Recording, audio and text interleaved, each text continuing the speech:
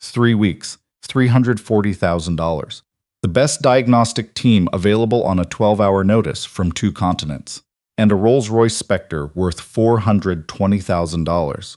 That would not, under any conditions Baxter and his team had managed to create, produce so much as a sound when someone pressed the start button. It sat in Bay 2 of the private service garage beneath Ashwood Peak's main lodge, the way expensive broken things sat. Like something that expected to be looked at and was quietly furious about the situation. Obsidian over platinum, the kind of machine that made people go quiet when they walked past it. Bay 2 had been cleared specifically for this car. 3 other service appointments had been rescheduled without explanation. The staff understood, without being told, that when Marlowe Trent brought in her personal Spectre, everything else became secondary. Marlowe had started Ashwood Peak Resorts at 26 with 1 property. A credit line that made her accountant pale, and a particular conviction that American travelers were willing to pay for something that felt like it had been thought about carefully. She had been right. 7 properties now, 3 states, a valuation that had been quoted in 2 national publications. She was good at building things from nothing.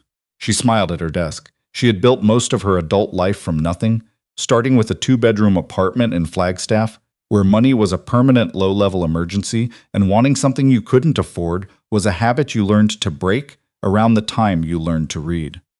The Spectre had been the first thing she ever bought that she hadn't calculated first.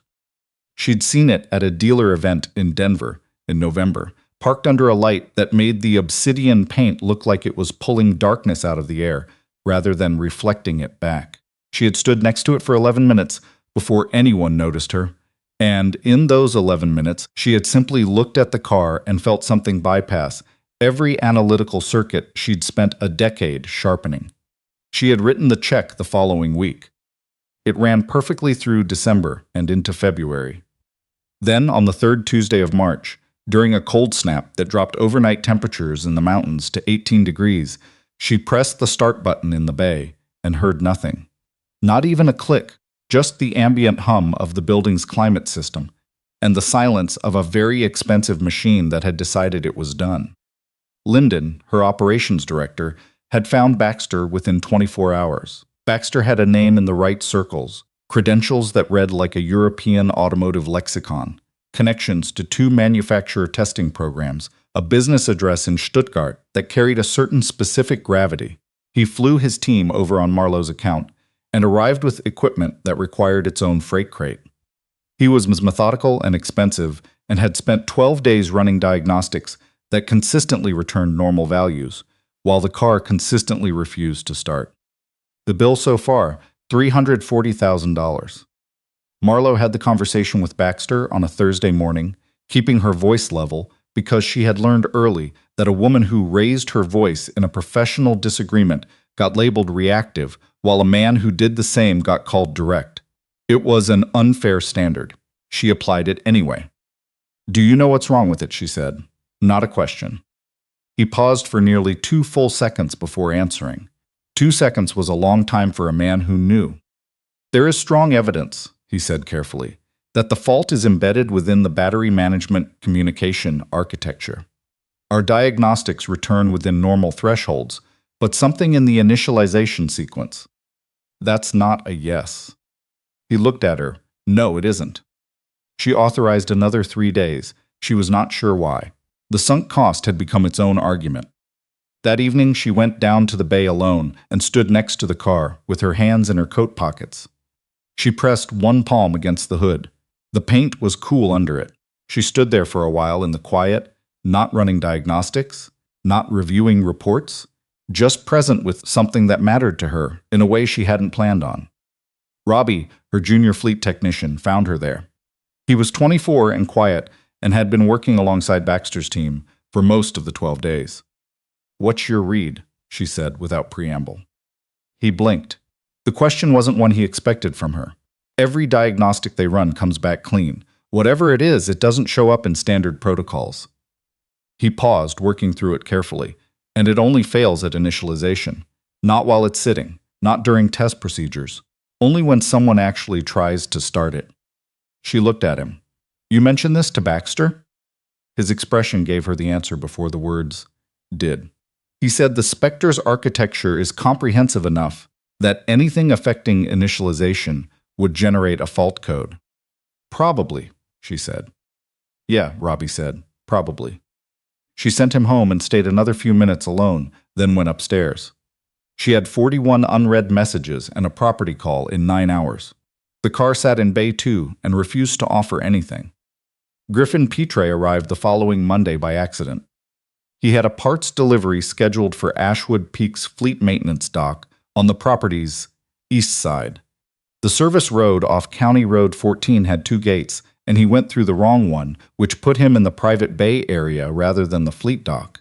He was out of his truck, checking the delivery manifest against the door numbers when he saw the Spectre through the open bay entrance. He stopped. He stood there for a moment, the way a person stood when they recognized something from a long way back, not nostalgia. More the specific alertness of encountering something that had once been part of your thinking at a very deep level. A problem your mind had never quite put down. Robbie came out of the bay office and found him there. Wrong gate. I'm looking for fleet maintenance. Griffin showed the manifest. I can find it. Robbie looked at it. That's east side. I can walk you around. He glanced at the rolls, then back. You know Spectres? Griffin looked at the car. A little. Robbie seemed to decide something. It's been down 3 weeks. European diagnostics team. Very established. 12 days. Everything comes back clean. Car still won't initialize. Griffin was quiet for a moment. What time of day does it fail? Robbie blinked. I'm sorry? When you press start. Morning, afternoon, what time? Morning mostly. We've tried other times, but mornings are when? He stopped. Why does that matter? What's the overnight temperature in this bay? Climate system keeps it around 45-48. Baxter's team said not to run it too warm because that's the threshold.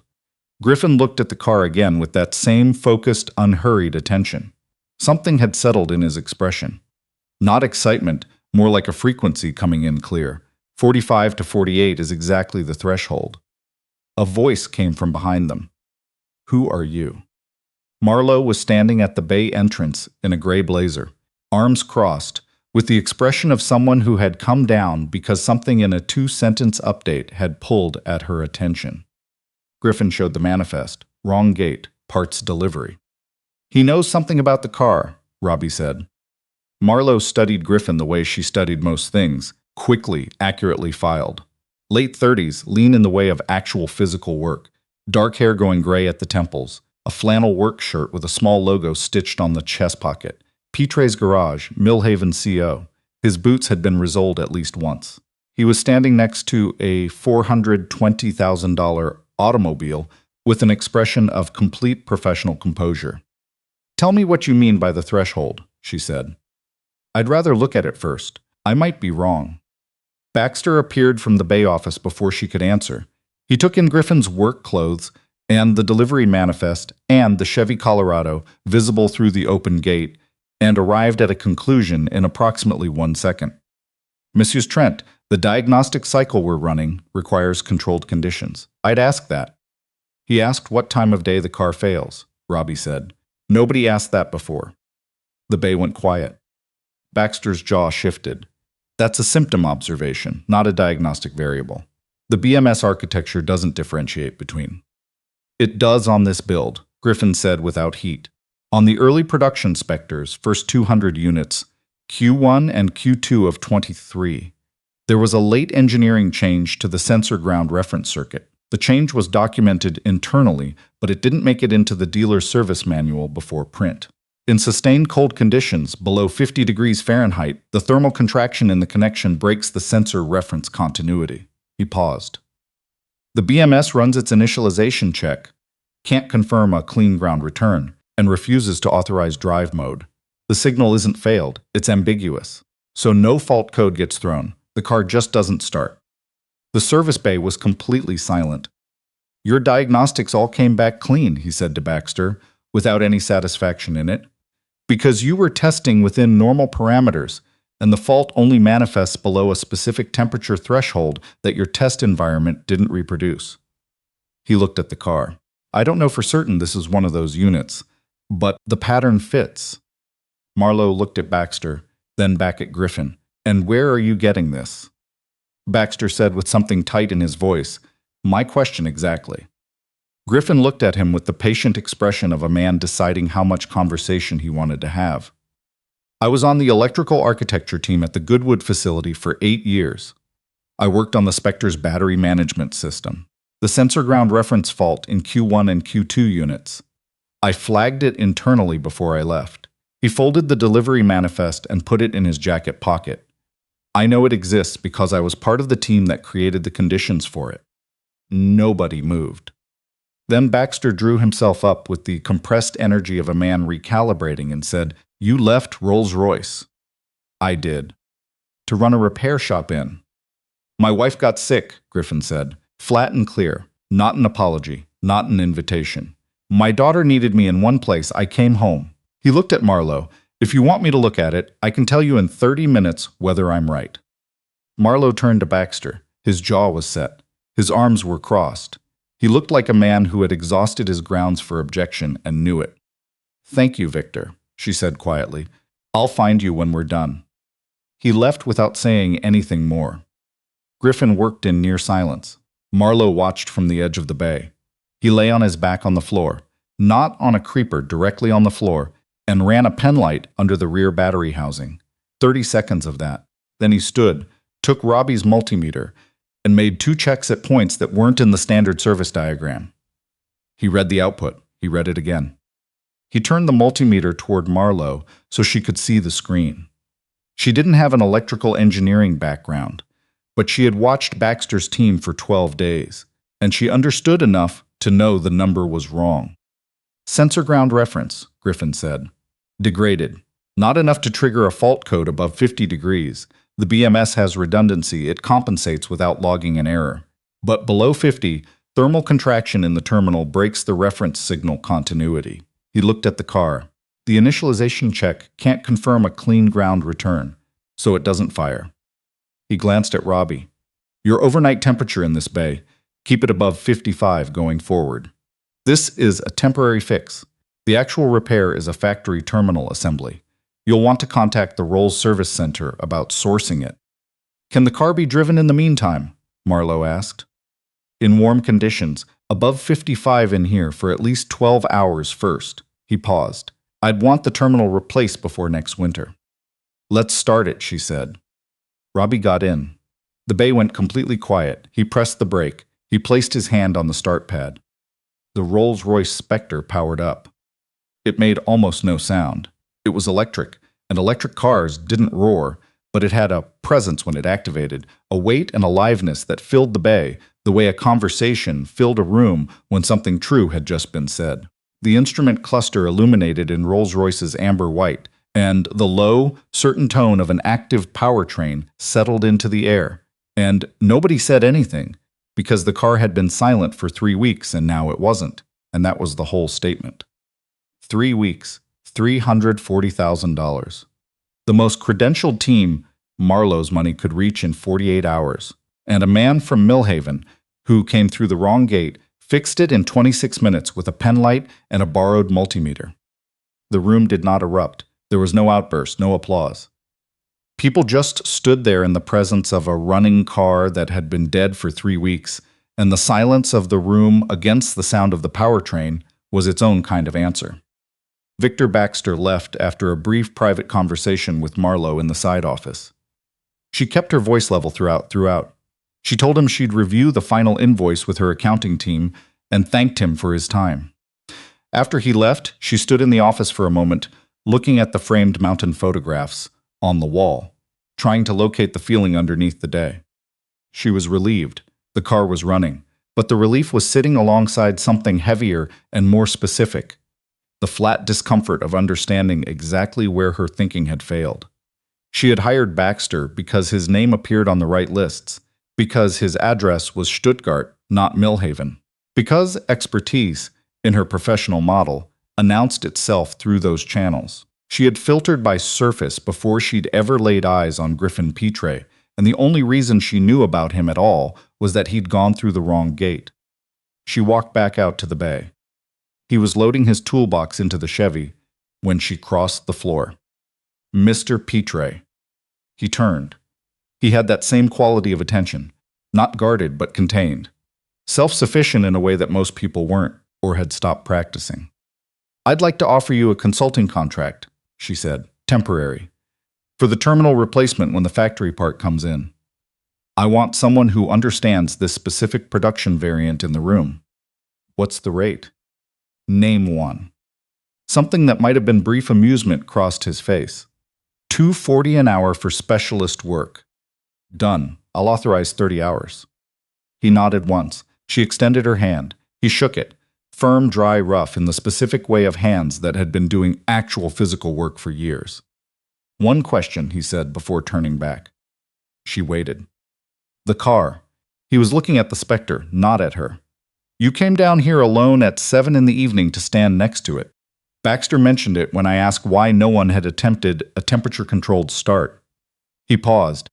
"People who care about machines because of what they cost don't do that." She was quiet for a moment. There was nothing particularly clever she wanted to say. "Drive safe, Mr. Petre," she said. He got in his truck. She stood in the service entrance and watched him navigate back toward the east gate. Slow, deliberate, no wasted motion. The same way he had worked. The factory terminal arrived 11 days later in Rolls-Royce's dark blue case with the spirit of ecstasy pressed into the lid. Griffin pulled in at 9:53 for a 10 o'clock start, which Marlowe noticed because she happened to be crossing the lobby when his Chevy came through the gate. He had a thermos and the same flannel work shirt, or one identical to it. She had a board call in 8 minutes. She went to the board call. The repair took 3 hours and 50 minutes. She checked took 3 hours and 50 minutes. She checked the bay camera log that evening. The footage showed Griffin and Robbie working with the focused, unhurried attention of people who understood what they were doing and didn't need an audience for it. When she came down at 2 o'clock, the car was running. Griffin was writing notes in a small spiral notebook at the workbench. Worn cover, small neat handwriting, which she noticed because it was not what she expected and because it was very him. "Terminals seated correctly," he said without looking up. "Ground reference is solid across both circuits. I'd take it out tonight if it stays below 40 outside. That'll confirm the repair held under real conditions." He paused. "Robbie did good work. I'll make sure he knows." "He already knows," I told him. He went back to the notebook. She sat down on the stool across from him, which was not a thing she typically did, sitting in service bays in the middle of the afternoon with an inbox full of messages waiting. She sat down anyway. "The shop in Millhaven," she said. "How long?" 5 years in September. "You left Rolls-Royce to run a general repair shop in a mountain town." He looked at the notebook. "My wife Sandra got sick when our daughter was 4. Ovarian cancer. 17 months. He said the facts plainly, the way people said things they'd made a decision to be able to say without breaking apart. I could keep the career and have someone else raise Opal, or I could come home. Millhaven's where I grew up. The shop was available." He turned a page. It seemed like the right kind of problem. "Do you miss it? The engineering work?" He thought about it honestly, which she appreciated. When something like this comes in, he glanced at the Spectre. There's a kind of problem that only lives at that scale. The interaction between systems, the tolerance margins, the margin where all the interesting questions are. It's a different way of thinking. He was quiet a moment. But the life around it was a different kind of life. You can't have one without the other. She absorbed this. "How old is Opal?" Something changed in his face. Not dramatically. He wasn't a person for dramatic shifts, but something behind his eyes became less guarded. 9. She'd tell you 9.5 if she were here. She has opinions about the half. "What does she care about?" "Birds," he said, and a small, genuine thing moved across his expression. "Keeps a life list. 114 species. Carries binoculars everywhere. Last month she spent 2 hours in the back field, working out whether a warbler's call matched the field guide description, which she decided it didn't, and she turned out to be right." He paused. "She takes her time with things. Gets that from her mother."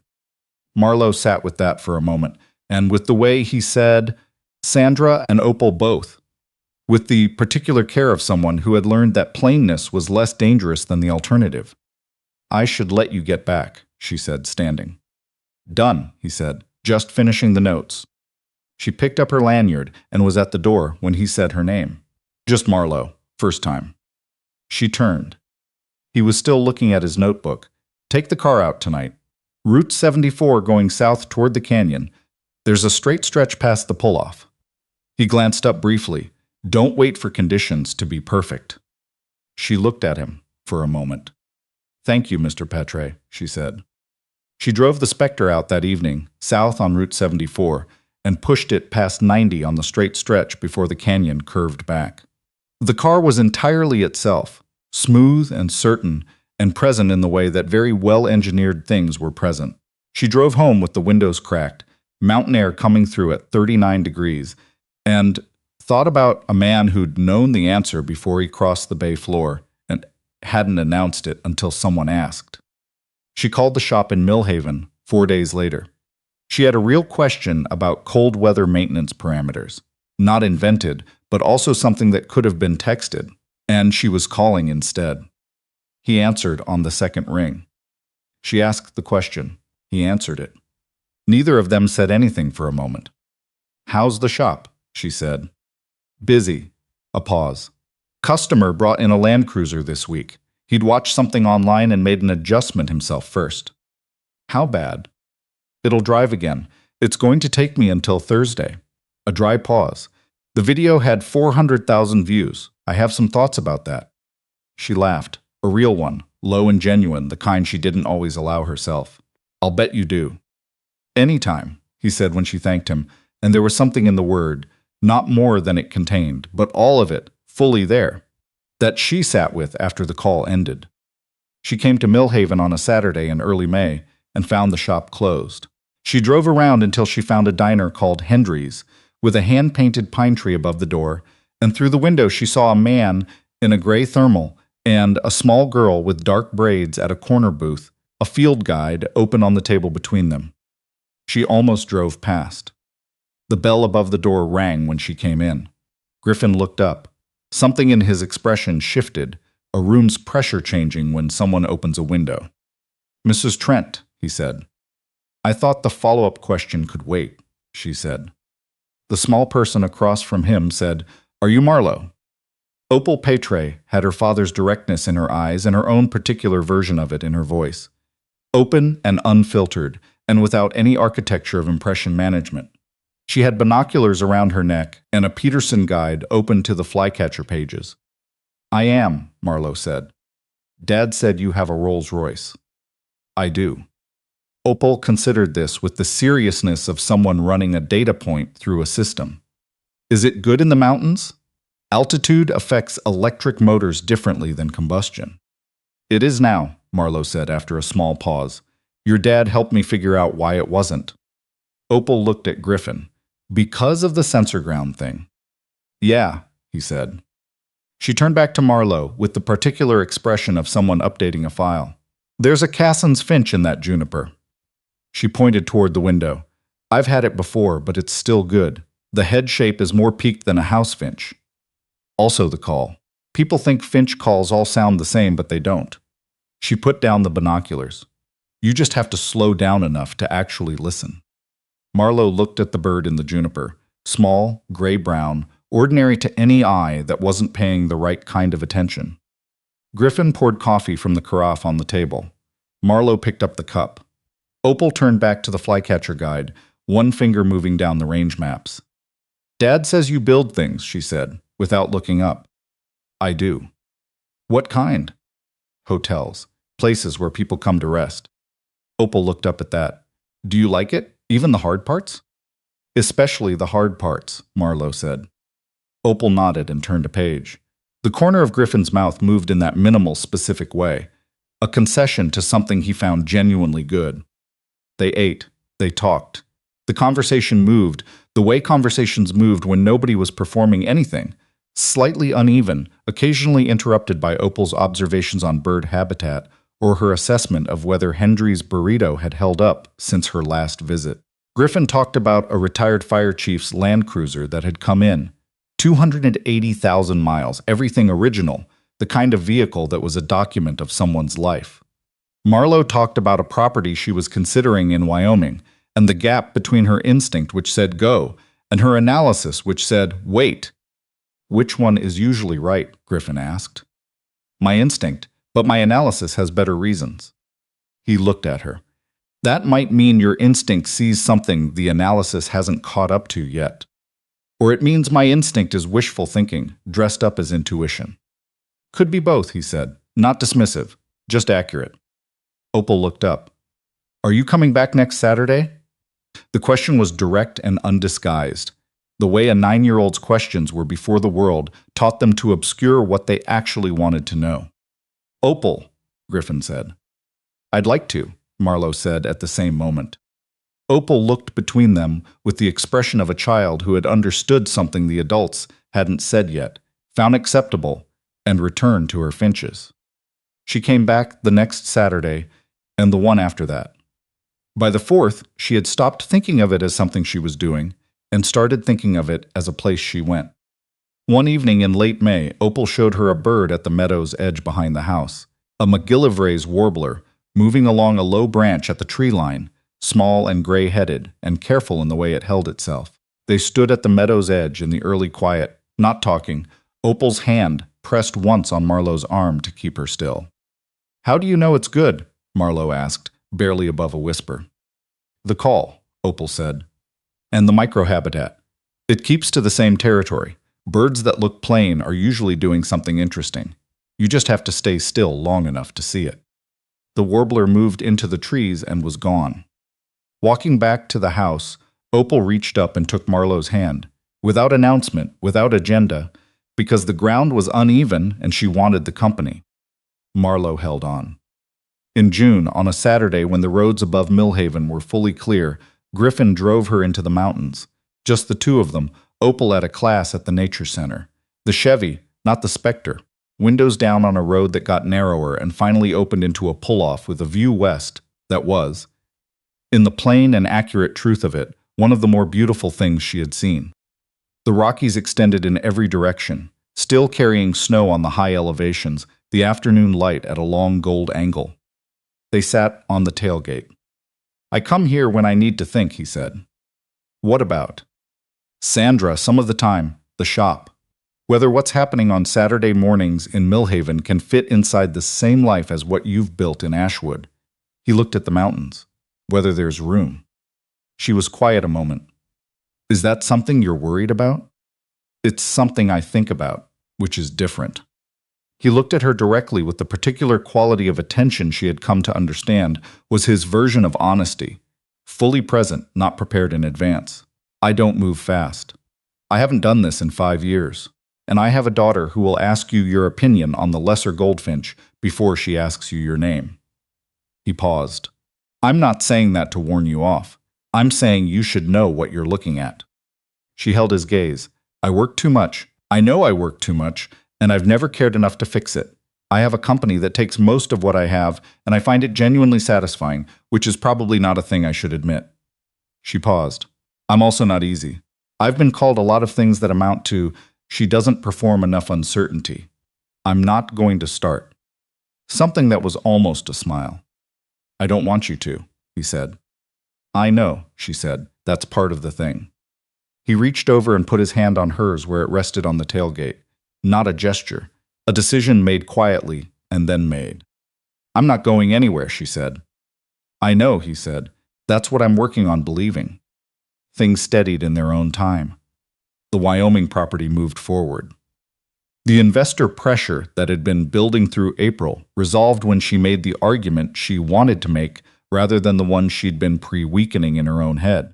The board voted 4-1 in her favor, which was sufficient, and she knew the difference between sufficient and unanimous, and had learned to be satisfied with the former. She took the Spectre out in the early mornings when the canyon roads were clear, and each time the car initialized without hesitation, ground clean, every system talking to every other system in the precise and reliable way it had been built to do. She thought sometimes about a sensor ground reference, a connection so small that no standard diagnostic could find it, running parallel to the main architecture, invisible until the conditions shifted and the tolerance closed, and everything stopped. She had spent most of her professional life building against the visible failures, the large, diagnosable, expensive failures that justified expensive solutions and credentialed responses. She had been competent at that. By most measures, exceptional. What she was worse at was the secondary connections. The things that ran alongside the main system, undocumented, doing their work without announcing it, only becoming visible when they failed. She was learning to pay attention to those. Slowly, at the specific pace of Saturday mornings, in a mountain town diner, and conversations on a tailgate with the Rockies going from gold to gray, and a 9-year-old who held your hand on uneven ground without making anything of it. It was slower work than she was naturally suited to. She was a person who built and moved and drove fast on clear roads. But she was learning that the most important things were rarely clear roads. They were the connections not in the service manual. The ground points. The parts of the system you could only find if you already knew they were there, or if someone who had helped build the thing happened to come through the wrong gate one Monday morning and recognize what no one else in the building knew to look for. On the last Saturday in June, she drove to Millhaven with the windows down. The mountains held the morning light the way they held everything, patient and permanent, indifferent to what passed below them, except in the way that very large things were present even in their indifference. Griffin was on the porch with coffee when she pulled in. Opal was somewhere behind the house, already looking for birds. She got out of the car. The air smelled like pine and something clean. Somewhere in the trees at the field's edge, a bird called, complex and layered and specific to its kind, and she stood there for a moment and actually listened. Then she went up the porch steps and let the morning begin.